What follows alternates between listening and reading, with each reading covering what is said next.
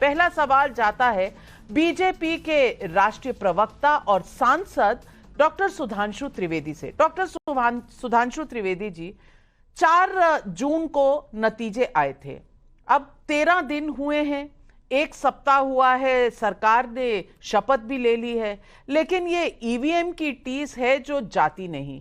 कभी आती है एक फेक न्यूज जो अखबार में छपती है उससे, और कभी आती है एलन मस्क की ट्वीट से। मैं पूछना चाहती हूं, ये ईवीएम का जो पूरा मुद्दा है ये कब सुलझेगा, कैसे सुलझेगा, और इसे सुलझाने में सरकार को कुछ करना चाहिए ताकि ये जो पूरा मुद्दा है सुलझ जाए, एक बार देश की जनता को इत्मीनान हो जाए। देखिए, ईवीएम हो या एलन मस्क, कांग्रेस हमेशा खंबा नोचने से बाज नहीं आती। यही एलन मस्क जब भारत में आए थे और टेस्ला कंपनी का अपना भारत में खोलना चाहते थे, और प्रधानमंत्री जी ने यह कह दिया था कि जब तक भारत में मैन्युफैक्चरिंग नहीं होगी तब तक हम परमिशन नहीं देंगे। और उस समय जब टेस्ला से बात चल रही तो एलन मस्क फूटी आंख नहीं सुहाते थे। अभी एलन मस्क ने कोई अमेरिका के संदर्भ में बयान दिया और उसको कोई विदेश के बयान को कितनी तेजी से उड़ता हुआ तीर अपने ऊपर ले लेते हैं, उसमें इनकी बाछें खिली हुई हैं। परंतु ईवीएम के बारे में जो इनका अप्रोच है, मैं पहले भी बोल चुका हूं, आखिर आपने क्या समझ रखा देश को कि ईवीएम ने पंजाब में अच्छा काम किया, हरियाणा में खराब काम किया, हिमाचल में अच्छा काम किया, उत्तराखंड में खराब काम किया, दिल्ली में अच्छा काम किया, यूपी में खराब काम किया, राजस्थान मध्य प्रदेश में 2018 में अच्छा काम किया, 23 में खराब काम किया, उसके बाद बंगाल में और तेलंगाना में और कर्नाटक में बहुत अच्छा काम किया, महाराष्ट्र गुजरात में खराब काम किया, फिर तमिलनाडु में अच्छा काम किया, असम में खराब काम किया। मतलब महोदय, ये कहना क्या चाह रहे हैं?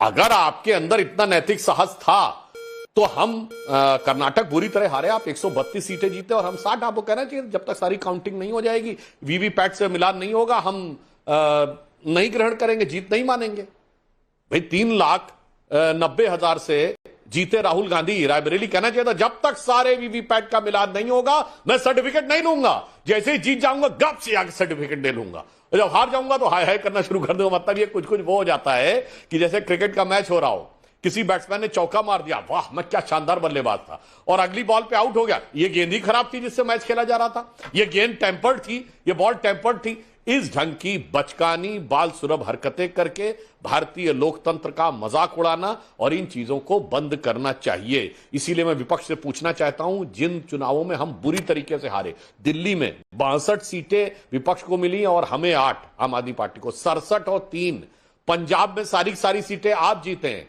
ईवीएम सही थी कि गलत थी? या ईवीएम आप अपने सिलेक्शन के हिसाब से सही और गलत करेंगे? इसलिए राजनीतिक नफे नुकसान के आधार पर तराजू पर तौलकर भारत के लोकतंत्र और लोकतांत्रिक व्यवस्था की मर्यादा को धूमिल करने से बाज आना चाहिए। रत्नाकर त्रिपाठी जी, जवाब दीजिए, ये सवाल जवाब कब तक चलते रहेंगे? कांग्रेस पार्टी के जो 99 सांसद जीते हैं, क्या किसका जवाब दूं मैडम, आपका दूं कि सुधांशु जी का दूं? जी, एंकर हूं तो मेरा भी थोड़ा सा तो हक बनता है कि मैं भी एक सवाल पूछ लूं, अगर आप नहीं तो आप लोग दोनों एक ही लाइन पे चल रहे हैं ना मैडम, इसलिए तो सुधांशु जी से आपसे इससे बेहतर चीज की और सुधांशु जी से इससे बेहतर जवाब की मैं उम्मीद भी नहीं करता।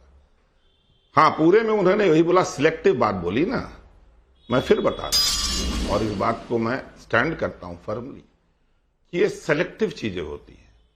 आप जहां देखते हैं आप करते हैं, जहां देखते हैं आपको नहीं फायदा है आप नहीं करते हैं। आप एक कंफ्यूजन, एक कैमोफ्लेज क्रिएट करते हैं और उसके हिसाब से चलते हैं। आपको क्या आपत्ति है मैडम अगर हम आपको बोल रहे हैं कि आपने क्या सुधांशु जी से पूछा कि ईवीएम का रोना किसने चालू किया? सबसे पहले वीवीपैट 11 साल पहले आ चुका। पहली बार 2004 में ईवीएम 543 कॉन्स्टिट्यूएंसी में पार्लियामेंट्री लाई गई। रोया किसने? 2009 में गुजरात इलेक्शन के पहले अब के भारत रत्न, तब के पूर्व उप प्रधानमंत्री लाल कृष्ण आडवाणी जी ने। और कितना रोया इन लोग ने कि सुब्रमण्यम स्वामी, लाल कृष्ण आडवाणी, जीवीएल नरसिम्हा, अरुण जेटली, पता नहीं कौन कौन तत्कालीन चुनाव आयुक्त, मुख्य चुनाव आयुक्त नवीन चावला से मिले, उनको रिप्रेजेंटेशन दिया। उन्होंने भी उनसे कहा, जैसे आप बोल रही है ना कि हमसे ईसीआई ने कहा, उन्होंने भी कहा ये शुद्ध कर दीजिए, आइए बैठिए, नहीं आए। जो election commissioner, chief election commissioner 3 जून को प्रेस कॉन्फ्रेंस करता है और एक पत्रकार जब उससे पूछता है कि नोटा तो अभी बाकी है, आपने क्यों सूरत के जो मुकेश दलाल है उनको डिक्लेयर कर दिया कि नहीं भाई वो विजयी हो गए, और उस पूरे को प्रेस कॉन्फ्रेंस को देख लीजिए, वो छपा जाता है। ये इलीगल है ना। नोटा बाकी था, क्यों नहीं आपने चुनाव कराया? जो मुख्य चुनाव आयुक्त अमित शाह जी की सफाई खुद देता है प्रेस कॉन्फ्रेंस करके, जिसके ऊपर आरोप लगे वो सफाई दे, क्यों वो सफाई देने जाते हैं? तो उन पे शंका तो लाजिमी है। आप और सुधांशु जी जितना भी मजाक उड़ाना है उड़ा लें, लेकिन लिखा किसने, डॉक्यूमेंटाइज किसका है? जीवीएल नरसिंहा राव का। Democracy at risk, can we trust our EVMs कब लिखा? 2010 का उदाहरण देते हुए उस समय लिखा।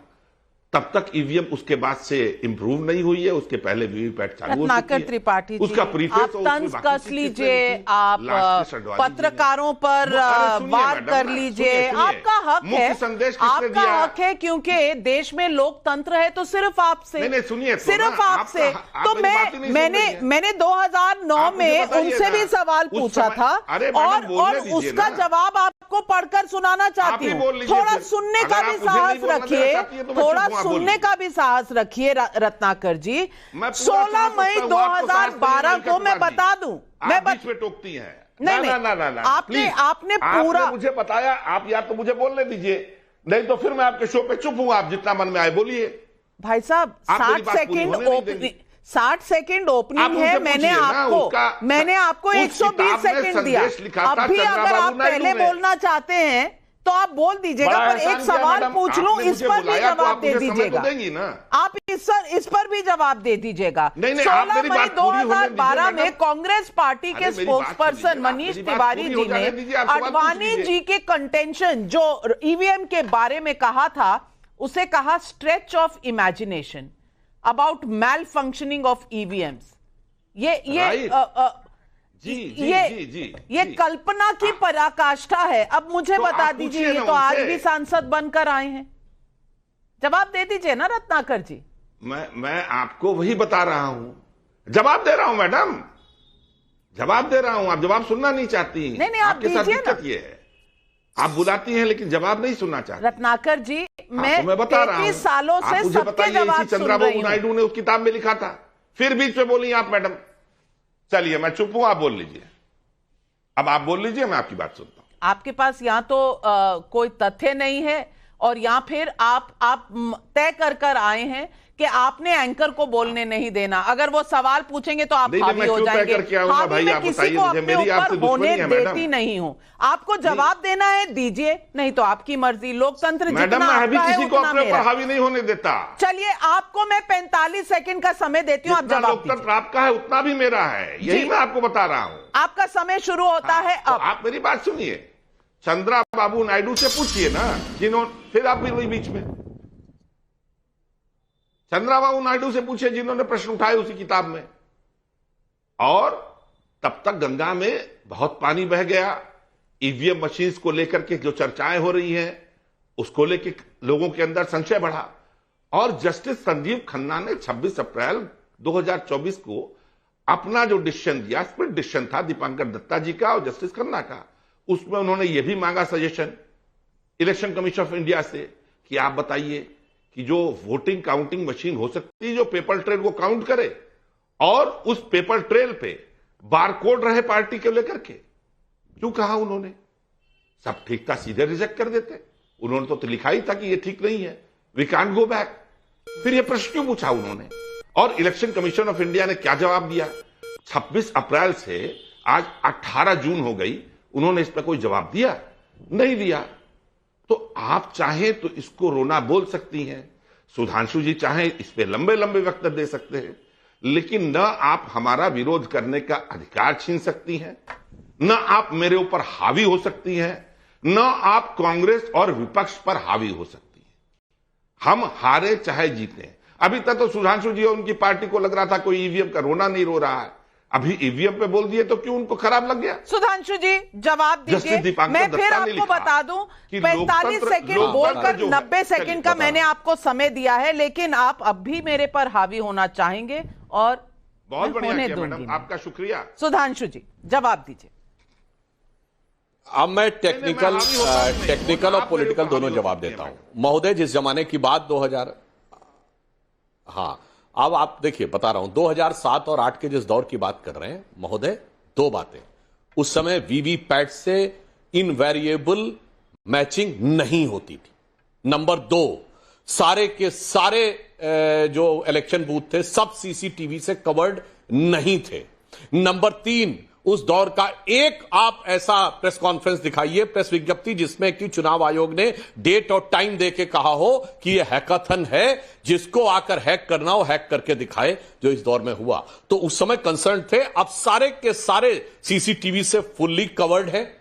अब अगर आप देखें तो उन्होंने हैकाथन करके पूरी तरीके से आपको मौका दिया है कि जिसको आकर यह करना हो वो करके देख सकता है। और अब वीवीपैट से भी इनवेरिएबल हर विधानसभा से 5 को निकाल के मिलान किया जाता है। तो बस ये विषय समाप्त हो गया। मगर आपको यह भी बताना चाहता हूं, अब क्यों उठा रहे थे रोना, तब तक कहीं दिल में कोई तमन्ना दिख रही थी कि किसी तरीके से गठबंधन में खड़बंडल हो जाएगा और हम सरकार बना लेंगे। अब आपने बहुत देर बोला सर, जनाब हमारे भी 4 सेंटेंस सुन लीजिए।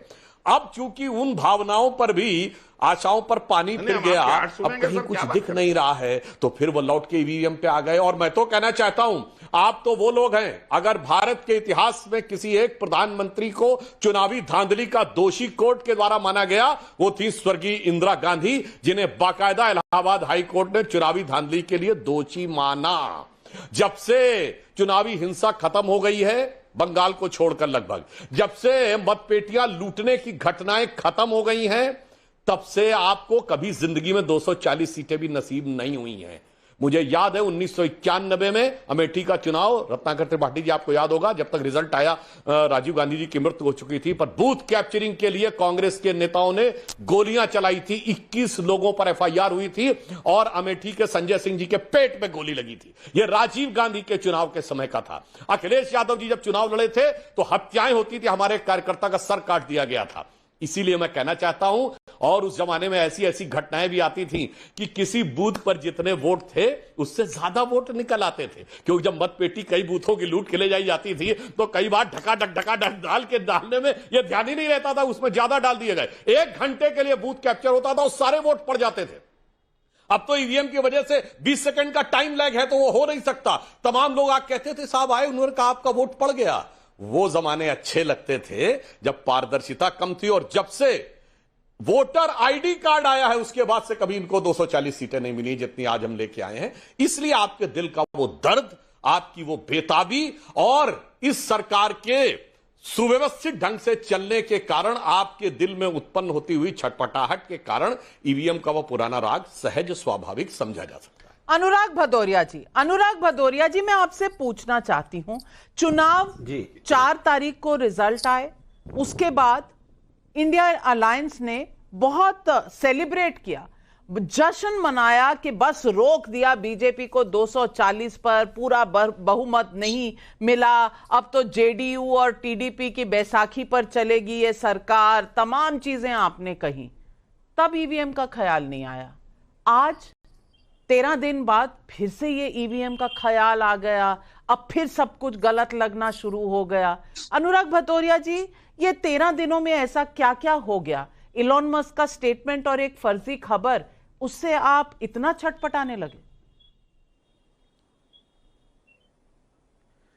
देखिए, मैं उस पर आपको जवाब दूंगा, लेकिन उसके पहले चूंकि ये बात ईवीएम वाली कल बोली गई, किसी ने कोई बात नहीं बोली। मुझे लगा कि सुधांशु त्रिवेदी चुनाव जीते हैं, जनता का दर्द समझ रहे होंगे, लेकिन इतने निष्ठुर, कठोर, निर्दयी हो सकते हैं ये पहली बार पता चला है कि देश के अंदर में ट्रेन हादसा हो गया है और 15 लोगों की मौतें हो गई, 60 से ज्यादा घायल हैं। कम से कम उसके बारे में 2 शब्द बोलते। हम सारी बातें कर रहे हैं, जनता ने हमें चुना है, जनता ने आपको भी वोट दिया है। वो जनता, ट्रेन हादसे में उनकी मौतें हुई हैं, लेकिन आपके मुंह से एक शब्द नहीं फूटा। दुनिया की बातें कर रहे थे, 2008, 2009, 2012 की बातें कर दी, 14 की बातें कर दी, 24 तक आ गए। आज भी आ जाते और कहते हाँ सरकार मेरी है, गलती हुई है, कहीं ना कहीं कोई हमसे कमी छूट गई है, इतना बड़ा हादसा हुआ है, हमारे अपने लोग खोए हमने। एक शब्द बोलते तो कम से कम। हमेशा राजनीति अच्छी नहीं लगती सुधांशु जी। भारतीय जनता पार्टी 24 घंटे राजनीति करती है। आदमी की भावनाओं की कोई कदर नहीं, इंसानियत की कोई कदर नहीं, मानवता की कोई जगह नहीं। कमाल की बात कर रहे हैं आप। थोड़ी मानवता दिखाते अच्छा लगता, उसके बाद हम ईवीएम पे बात करते। दुनिया की बातें होगी ईवीएम के ऊपर में, या अभी चुनाव खत्म हुआ है? अरे आप तो कहते हो कि इसी देश की जनता ने आपसे 240 सीटें दी है, लेकिन वो जनता की मौत हो रही है तो आपको कोई संवेदनाएं नहीं है। तो वो जनता सोच रही होगी ना, मैंने किस आदमी को, किस पार्टी को हमने वोट दिया है, जिनको हमारी संवेदना ही नहीं है, हमारी चिंता ही नहीं है, हमारी मौत होगी। वो ईवीएम की बात पे उलझे हुए हैं। अब मैं आपको ईवीएम की बात बताता हूं। ये बताइए 2009 में सबसे पहले ईवीएम का रोना किसने रोया? सबसे पहले ईवीएम का रोना रोया भारतीय जनता पार्टी ने, आदरणीय लाल कृष्ण आडवाणी जी ने। फिर जेटली जी ने उस पर सवाल उठाया, फिर किताब लिखी गई जीवन नरसिम्हा राव की वजह, उन्होंने किताब लिखी, उस पर उठाया। आज क्या कह रहे हैं? उसमें क्या कैमरा था? बताइए, कैमरा था उस समय? अरे क्या बात करते हो आप, कैसी बातें करते हो? आपके सरकार के समय में जो घटनाएं घटती हैं, जो आप आवाज उठाते हो, जब हम उसकी बात बोलते हैं तो आप कहते हो इसमें कैमरा नहीं था, उसमें फला नहीं था, ढिकना था। ऐसे नहीं चलता है। हम कह रहे हैं कि आपके यहां पे चुनाव हो रहा था, आपका 48 वोट से आपका सहयोगी सांसद जीता है। आप बताइए उसका रिश्तेदार मोबाइल लेके पोलिंग काउंटिंग में कैसे घुस गया? कौन जवाब देगा इसके ऊपर में? और ना जाने ऐसी, क्योंकि केंद्र में आपकी सरकार है, राज्य में आपकी सहयोगी सरकार, आपकी सरकार चल रही है, और मोबाइल लेके घुस जाता है। उसमें मार में एक शब्द नहीं बोलते आप। फिर अभी पता लिपापोती करोगे? नहीं, एफआईआर हो गई है, क्रिमिनल एफआईआर हो गई है। अरे कितनी जगह लेके घुसे होंगे, क्या क्या उन्होंने उसका इस्तेमाल किया होगा, कैसे कैसे फोन करके लोगों को वो क्या अपनी उसमें लिया होगा। भाई मोबाइल नहीं ले जाने का मतलब होता क्या है?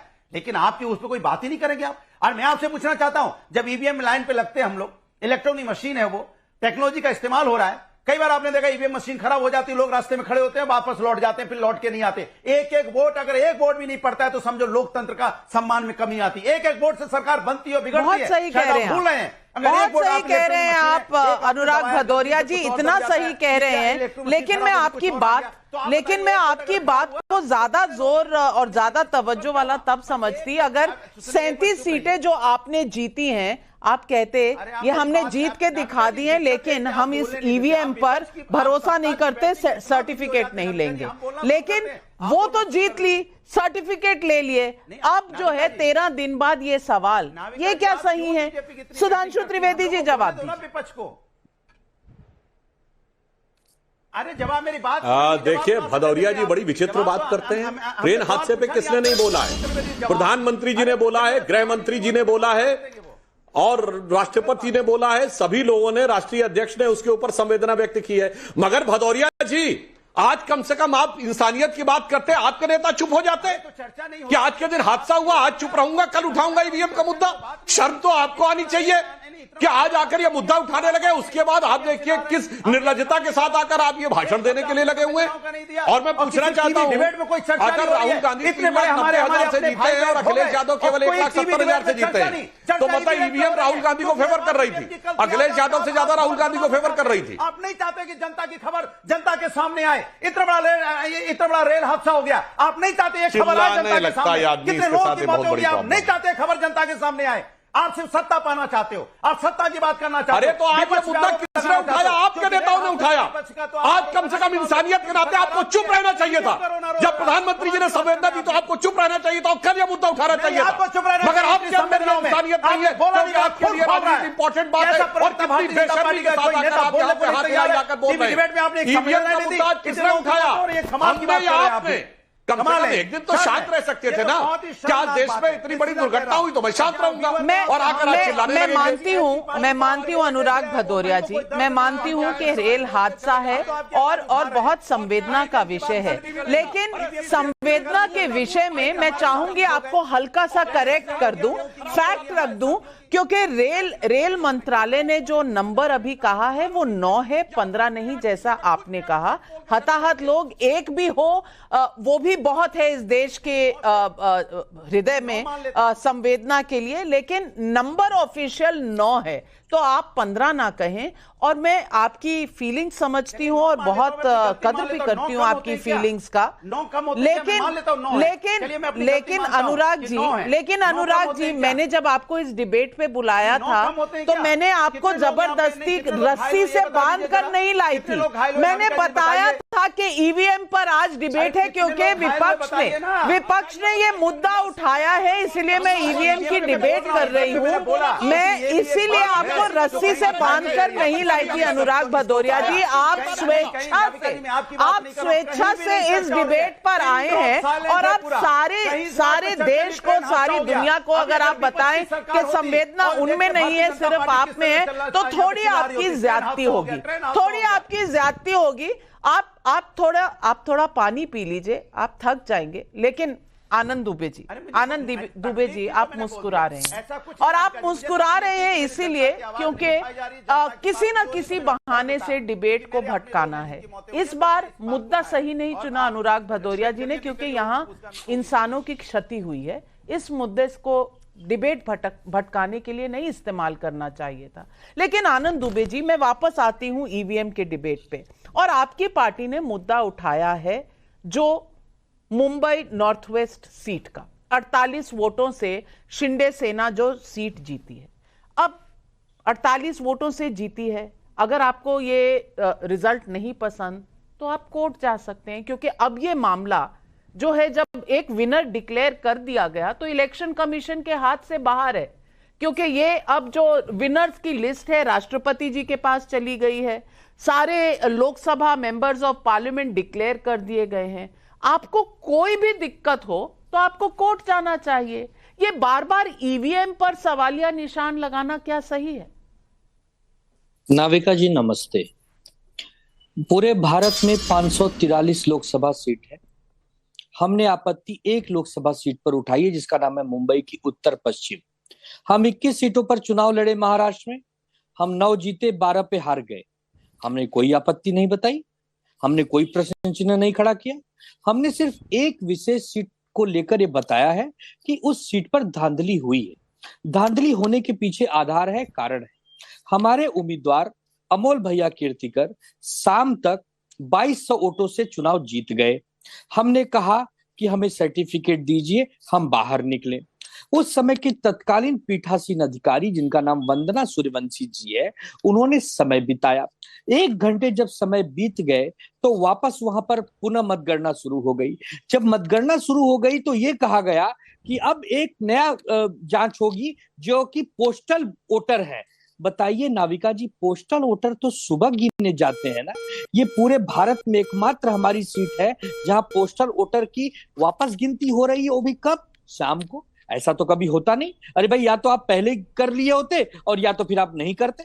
ये आपने जब पूरी धांधली का प्लान बना लिया तब आपने किया, पहली चीज। दूसरी चीज, हमने तो पुलिस स्टेशन जाकर इनके खिलाफ कोई शिकायत भी दर्ज नहीं की। शिकायत करने वाले का नाम है भरत शाह, जो एक निर्दलीय उम्मीदवार है। उन्होंने कहा कि जो जीते उम्मीदवार है रविंद्र वाइकर, उनके सगे साले मंगेश पंडिलकर, वो वहां मोबाइल लेकर थे। अब मोबाइल लेकर जाना तो उचित नहीं होता वोटिंग काउंटिंग पर, वो तो केवल अधिकारियों को अलाउ होता है। एक व्यक्तिगत आदमी मोबाइल लेकर कैसे गया? इसकी जांच वनराई पुलिस स्टेशन गोरेगांव में है, वहां चल रही है। हमने जब चुनाव आयोग के खिलाफ चुनाव आयोग में शिकायत की, डिप्टी कलेक्टर और कलेक्टर को हमने कहा तो उन्होंने कहा कि अभी हमारे पास समय नहीं, अब बाद में आना।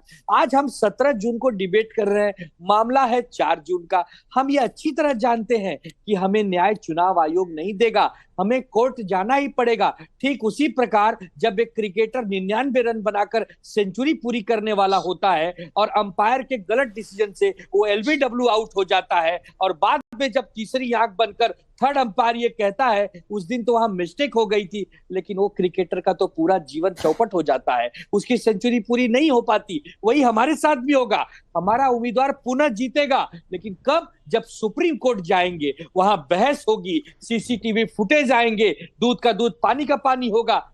अब बताइए, हम यही सब करें? आप लोग यही चाहते हो तो हम करेंगे, हम धक्के खाएंगे, हम कोर्ट कचहरी के चक्कर लगाएंगे। लेकिन अगर कहीं धांधली हुई है और इसका विरोध हम कर रहे हैं तो ये हमारा लोकतंत्र में अधिकार है कि नहीं? आप बताइए। हम सभी 543 पर तो प्रश्न चिन्ह नहीं लगा रहे हैं, एक सीट पर ही लगा रहे हैं। 48 वोटों की बहुत बड़ी संख्या नहीं होती। पहले हम जीते थे 2200 से, फिर 4800 से हरा दिए। कोई बात नहीं। आनंद दुबे जी, अब रुलाएंगे क्या? अब रुलाएंगे क्या? सुधांशु जी जवाब दे रहे हैं, सुन लीजिए। देखिए, आपका अधिकार है, अगर आपके मन में कोई संदेह हुआ तो आपका अधिकार है, मगर आपने जो क्रिकेट का उदाहरण दिया बहुत मिसफिट है, क्योंकि थर्ड एम्पायर का डिसीजन ऑन द स्पॉट आता है और अगर एम्पायर मना कर देता थर्ड एम्पायर का डिसीजन देने के, तो जो टीम होती है उसको रिव्यू का अधिकार होता है। ना आपने थर्ड एम्पायर का डिसीजन लिया, ना रिव्यू का अधिकार लिया, जाके घर में बैठ गए। फिर आप अपने मुंह से बोल रहे हैं कि किसी तीसरे व्यक्ति ने, यानी जो उस लड़ाई में था ही नहीं, एक निर्दलीय प्रत्याशी ने जाके कहा, तो अचानक हम सोते से उठ के जागे और हमने कहा नहीं नहीं नहीं जी, सब गड़बड़ हुआ है और अब हम प्रक्रिया को पूरा नहीं करना चाहते। यानी अगर किसी के नंबर कम रह गए तो होता ना कि स्क्रूटनी में जाइए, स्क्रूटनी का इंतजार नहीं, अभी अभी मुझे डिक्लेयर कर दीजिए। तो मान्यवर इस प्रकार से नहीं होता। और जहां तक आपने हारने की बात कही, तो इस देश में ऐसे भी उदाहरण है जहां एक वोट से हारे, कई बार ऐसा हुआ है। मैं आपको उदाहरण देना चाहता हूं, राजस्थान विधानसभा में पिछली बार जो राजस्थान के स्पीकर थे, ये पिछली राजस्थान विधानसभा में सीपी जोशी जी एक वोट से चुनाव हारे थे, एक वोट से। तो राजनीति में हार और जीत एक वोट से भी चलती है। और आपने कहा 99 पे बैट्समैन एलबीडब्ल्यू हो गया। ये बताइए, वो सीट आपकी है कि कांग्रेस की है? तो सीट आपकी है कि कांग्रेस की है?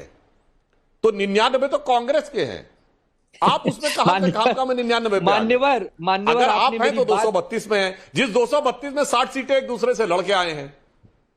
अच्छा, और 99 आप नहीं है। अच्छा, तो अच्छा, मुझे लगता है हर जगह पे आप गलत बयानी कर गए हैं, चाहे डिसीजन रिव्यू करने से लेके क्रिकेट का उदाहरण देना हो या 99 पे एलबीडब्ल्यू देना हो। आनंद दुबे जी, 23 सीटें ऐसी हैं, 23 सीटें ऐसी हैं जो बहुत कम मार्जिन से इस बार जीती गई हैं। 13 एनडीए के खाते में चली गई, 10 इंडिया के। अब 23 की 23 सीटों पर लड़ना शुरू कर देते हैं और कहते हैं कि ईवीएम ने कुछ वहां किया है। अच्छा नाविका जी, मान्यवर, मेरी बात आप शायद ठीक से समझ नहीं पाए। हमने कहा कि हमने मशीन और मोबाइल के ओटीपी को लेकर पुलिस स्टेशन में शिकायत नहीं की है। हमने ये कभी नहीं कहा कि हमने चुनाव आयोग और अधिकारियों की शिकायत नहीं की है। हमने बकायदे 4 जून को लिखित शिकायत की है, लेकिन उन्होंने आज 17 जून हो गए, कोई जवाब हमें नहीं दे रहे हैं, अपना पल्ला झाड़ रहे हैं, क्योंकि हम अच्छे से जानते हैं हमें सुप्रीम कोर्ट अंततः जाना ही होगा। और नाविका जी एक बात बताइए, अगर किसी के ऊपर अन्याय हुआ है, एक सीट 48 वोटों से कोई हारा है और वहां धांधली हुई है, तो 22 सीटों का तो हाल चलो 22 सीटों वाले जाने। लेकिन हर्षवर्धन त्रिपाठी जी, एक बार तो वाजपेयी जी की पूरी सरकार चली गई थी ना एक वोट से। याद है ना गिरधर गोमंग का किस्सा, जो मुख्यमंत्री बन चुके थे ओडिशा के, लेकिन अपनी एमपी की सीट उन्होंने तब तक त्यागी नहीं थी और आकर एक वोट दिया और उस एक वोट से वाजपेयी जी की सरकार गिर रही थी। तब तो कोई नहीं रोया। नविका जी, सबसे पहले तो ये देखिए, वाजपेयी जी के एक वोट से गिरी सरकार, जो अभी विपक्ष में बैठे हुए हैं, उनकी अनैतिकता का इससे बड़ा उदाहरण नहीं हो सकता। लेकिन वाजपेयी जी ने उसको स्वीकार किया।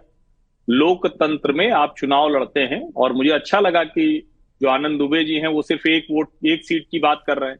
लेकिन अब पता नहीं इन्होंने वो निर्णय सुना था या नहीं सुना था, इनकी पार्टी ने सुना था कि नहीं सुना था। बाकायदा सुप्रीम कोर्ट में जब सुनवाई हुई थी तो उन्होंने कहा था 7 दिन के भीतर जो भी टॉप 3 कैंडिडेट हैं जो हारे हुए हैं, वो जाकर वहां एक याचिका डालें, फिर से करवा सकते हैं, चुनाव आयोग के पास जाते, सुप्रीम कोर्ट जाते। लेकिन ये सब नहीं करेंगे।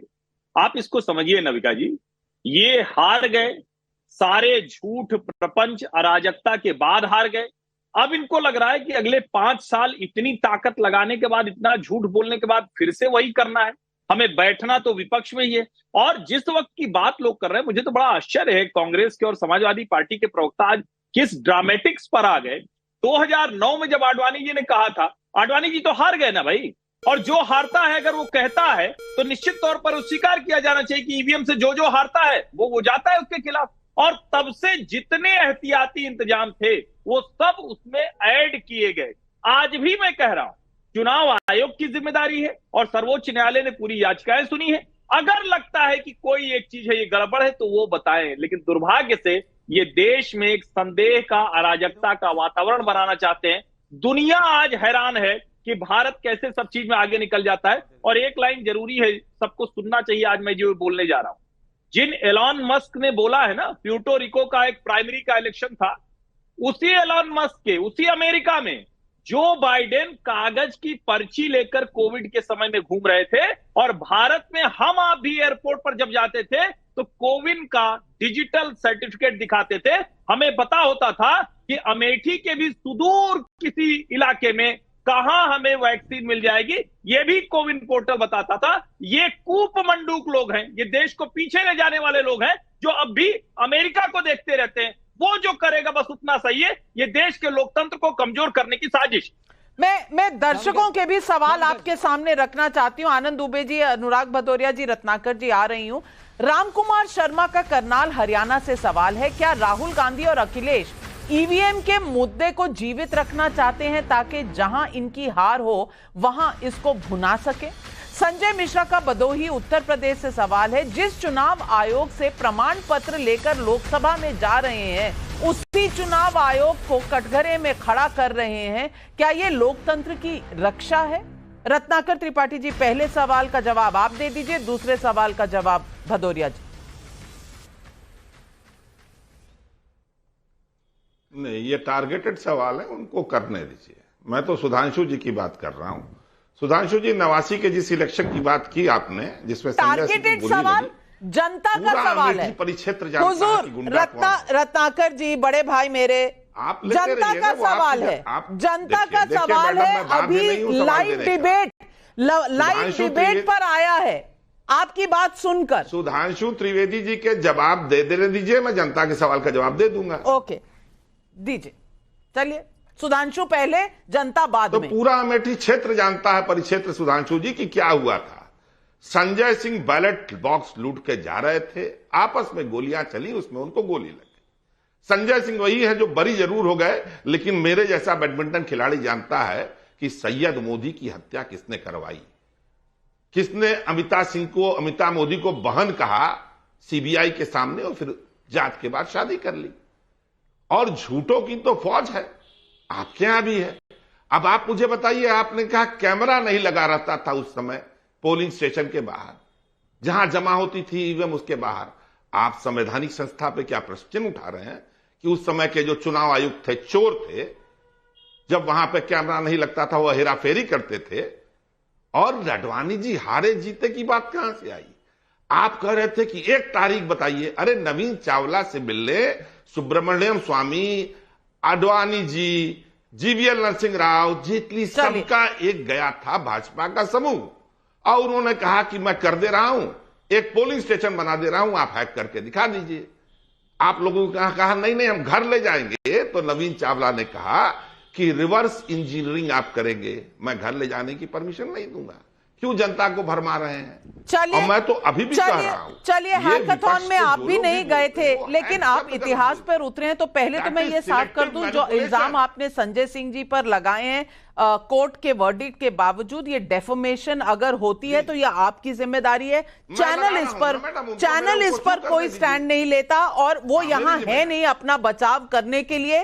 तो मैं कम से कम चैनल की तरफ से नहीं चाहती कि अगर आपके पास कुछ ऐसे तथ्य हैं आप कोर्ट जा सकते हैं। और दूसरी बात याद करा दूं आपको, इलेक्शन कमीशन की आप बहुत बात करते हैं, याद करिएगा मनोहर सिंह गिल जी भी थे इलेक्शन कमिश्नर और चीफ इलेक्शन कमिश्नर बने थे। उसके बाद वो किस सरकार में शामिल हुए थे, शायद आपको याद होगा। सुधांशु जी, जवाब दीजिए।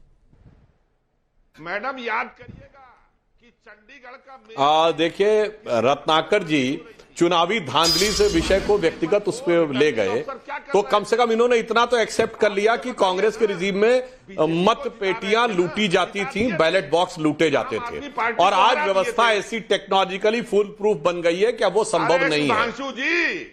अरे भैया, उस समय सरकार किसकी थी केंद्र में? अरे भैया, मेरी बात सुनिए रत्नाकर जी, सरकार किसकी थी? चंडीगढ़ में सरकार किसकी थी? सरकार यहां भी कांग्रेस की थी, वहां भी कांग्रेस की थी। अरे चंडीगढ़ में मेयर का इलेक्शन किसने लूटा? अरे भैया, जमाने की आप बताइए ना। अब देखिए भाग गए, अब फिर बीच में भी बोलने लगे। त्रिवेदी जी खुद अपने मुंह से इनके निकल गया कि मतपेटियां लूटी जाती थी और इसीलिए चुनाव जीतते थे।